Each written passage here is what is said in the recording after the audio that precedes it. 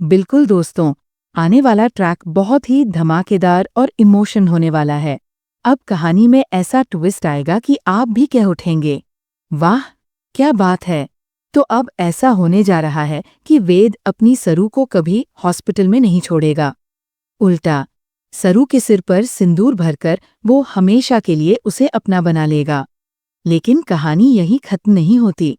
असली खेल तब शुरू होता है जब सरूजा सामने आती है और अनिका की सारी सच्चाई सबके सामने खोलकर रख देती है।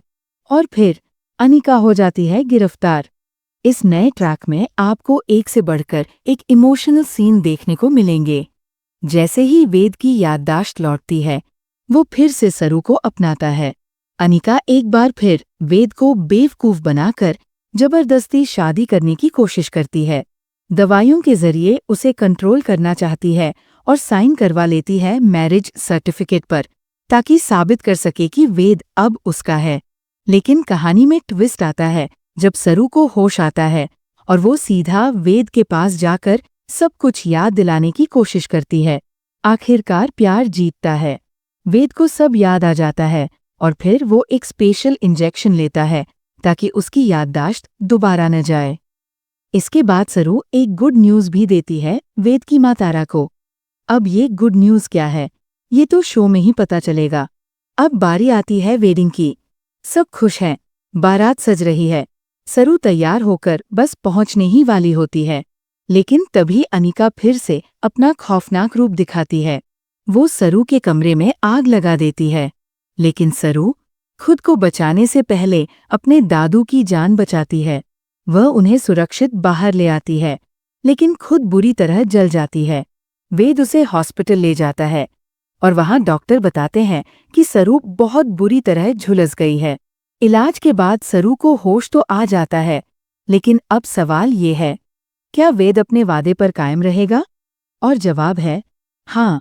वेद अपना वादा निभाता है और सरू के मांग में सिंदूर भरकर उसे अपनाने के लिए तैयार हो जाता है। लेकिन तभी फिर से चालें चलती है अनिका और कामिनी। वो साबित करने की कोशिश करते हैं कि सरू इस घर की बेटी नहीं है, बड़ी पोती नहीं है। मगर चंद्रकांत और दादी अब खुलकर सरू का साथ देंगे। वो कहेंगे, भले ही सरू खून से हमारी नहीं है, लेकिन उससे बढ़कर है। जब सरू पर बार बार सवाल उठते हैं तो अब सरूजा चुप नहीं बैठती। वो सामने आती है और सालों पुराना सच सबके सामने लाकर रख देती है। कैसे अनिका और कामिनी ने उसकी जिंदगी बर्बाद की थी और अब उसी खेल को वेद के साथ भी दोहरा रही है। फाइनली वेद को अपनी गलती का एहसास होता है और फिर वही होता है जिसका सबको इंतजार था। हॉस्पिटल में ही वेद और सरू की शादी हो जाती है। बारात फिर से आती है, इस बार सिर्फ और सिर्फ सरू के लिए। तो दोस्तों, क्या आप भी मानते हैं कि वेद को सरू का साथ नहीं छोड़ना चाहिए और यही सच्चा प्यार है? अगर हाँ, तो कमेंट करके ज़रूर बताएं और शो के इस ज़बरदस्त ट्विस्ट को मिस मत करना।